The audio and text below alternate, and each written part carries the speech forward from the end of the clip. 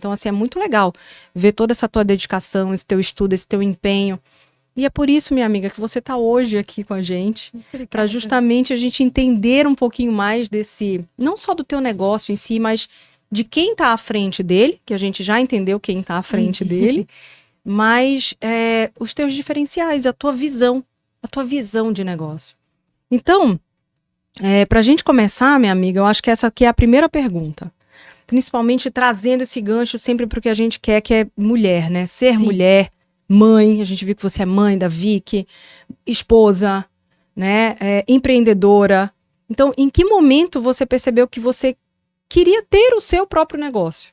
Tipo, vou colocar mais uma loucura aqui no meu dia a dia, né? É mais ou menos isso, Como, mas já como faz foi tempo. isso? Como foi viu, isso? Eu sei, você já empreende há muito Há tempo. muito tempo, desde 12 anos de idade. 12? 12 O que anos você de fazia com idade. 12 anos de idade, 12 anos de Dani? idade, eu pedi dinheiro emprestado para o meu pai. E eu abri uma empresa de telemensagens dentro do meu quarto. De telemensagem. Eu lembro lembra que teve disso? uma época de telemensagem. Exatamente. Eu Falei, nossa, lembro. vou ficar milionária com isso. Eu vou ficar milionária, pai. Eu Muito preciso bom. de X reais, né? Nem lembro se era real. E preciso de X dinheiros, tá? E vou montar. Eu preciso de dinheiro e de uma linha telefônica. Só isso, pai.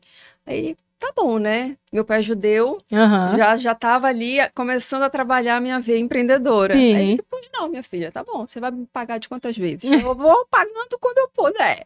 E aí tá. E aí eu comecei. Comprei, né, todo o kit. Antigamente se fazia muito isso, né? Quem foi da época que era aniversário, era mensagem, era o Dia das Mães, era o Dia das Mulheres? Acho que nem era tão forte o Dia da Mulher, mas era o Aniversário era sempre. o aniversário. Depois Sempre tinha começou uma o tal de data. carro-som.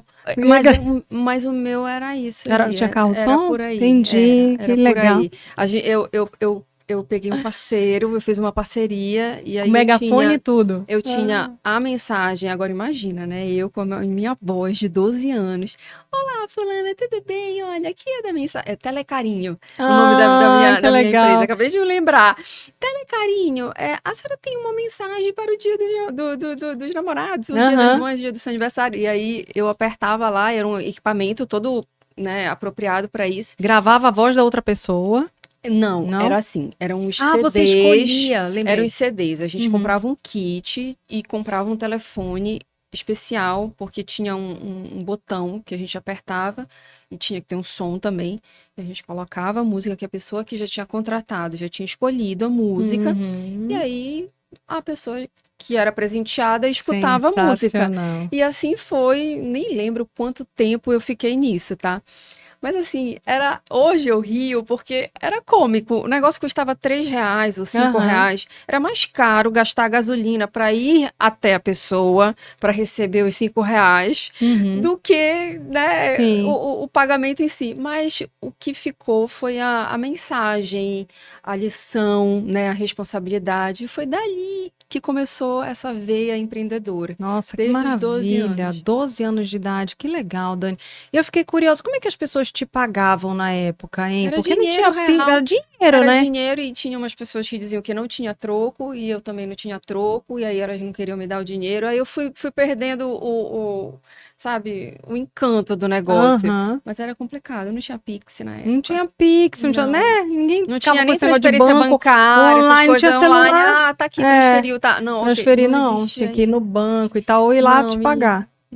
Mas olha, teve uma época, eu adorava essas mensagens. Depois começou o carro, começou a me dar meio, sabe, assim, ai meu Deus do céu, será que a qualquer momento eu vou ter que sair quando daqui da começou faculdade? o carro, começou o mico, O né? mico. Aí a coisa começou a declinar. O mico, exatamente, porque todo mundo era eram fogos e megafone, eu falava, minha Nossa Senhora. As pessoas se E escondiam, a gente brincava né? de falar assim, vou te mandar. Se você não fizer isso, eu vou te mandar um carro-som. Se escondiam. No teu aniversário, era ameaça, sabe, já com um carro-som. Mas teve uma época que era muito legal receber essa mensagem, eu lembro. Por telefone era legal, tipo, alguém pensou em mim, telecarinho, gostei. Isso. E aí, então, sempre teve essa veia empreendedora, né? Sempre. Vamos o teu segundo negócio, depois desse, foi o teu primeiro, depois? Antes, eu vendia brigadeiro. Tá. Né? Antes da mensagem, da empresa de telemensagem, eu também vendia brigadeiro, sabe? Então, eu sempre tive essa vontade de ter alguma coisa, de me mexer. Eu sempre fui muito proativa. Minha mãe, quando criança, me dizia que eu era audaciosa. E aí eu me apropriei desse Que menina adjetivo e fui, audaciosa. entendeu? Então, depois eu fui fazer especialização em São Paulo, depois voltei, fui CLT em alguns lugares, no qual, assim, aprendi absurdamente todas as minhas experiências, e eu acredito que Deus estava me moldando para chegar na clínica, né? Porque todas as minhas experiências foram válidas. Eu tive chefes maravilhosos, eu tive ensinamentos, eu aprendi sobre responsabilidade, eu aprendi sobre horário, eu aprendi sobre respeito, eu aprendi sobre premiações, sobre time, né? Então, cada experiência foi realmente uma cestinha que eu fui colocando, Claro. sabe? E cheguei até onde cheguei na Raiz e coloquei tudo o que eu aprendi ao longo desses anos de experiência. Sabe que a gente está falando de história, né? De empreendedorismo, então essa é uma parte legal de eu contar. Porque a minha parte profissional, ela sempre ficou assim, mexida em mim, sabe? Nunca tinha sido bem resolvida. Porque eu gostava de fazer muitas coisas ao mesmo tempo. E aí vinha uma pessoa e dizia assim: ah, por que você não é arquiteta? Ah, por que você não é isso? Ah, por que você não é aquilo? Eu falei, gente, eu quero ser uma coisa só. E aí eu pedia para Deus, sabe, nas minhas orações, eu dizia, Senhor, eu quero fazer só uma coisa, eu quero ser só boa em uma coisa, né? Me dá um direcionamento. E nas minhas orações era sempre assim, me dá um direcionamento.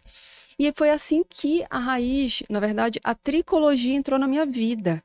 Foi quando eu tive um grande problema no meu cabelo, onde eu fui em vários especialistas, ninguém conseguia sair do básico, que era passar um minoxidil, passar uma finasterida, sabe?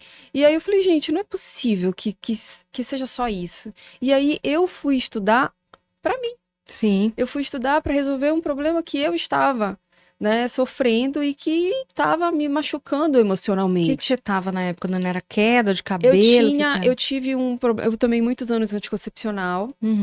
E aí quando eu tirei para tentar engravidar, o boom chegou, né? Porque aí o anticoncepcional ele abafa os sintomas de alteração hormonal, de endometriose, se você tiver, de ovário policístico. Então, abafa tudo. Quando eu tirei para tentar engravidar, a bomba surgiu, né? Então, eu tive alteração hormonal. Na época, eu não tinha tanta consciência, né, de alimentação, de vida saudável que eu tenho hoje, de estilo de vida. Então, eu tinha uma deficiência nutricional associada a uma alteração hormonal e uma ansiedade de querer engravidar, né? Então, foi passei tudo por isso junto. também. Foi tudo junto, então foi uma loucura.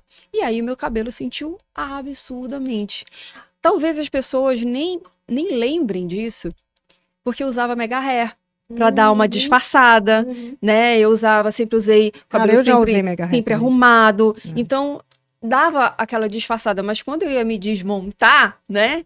Tava ali a realidade. Nossa, tava ali a realidade. Meu cabelo um caco, e eu sempre também usei meu cabelo muito loiro, né, a descoloração, então era química em cima de química num cabelo hiper frágil, hipersensibilizado, com alteração hormonal, ou seja, o meu cabelo definhando, afinando, caindo.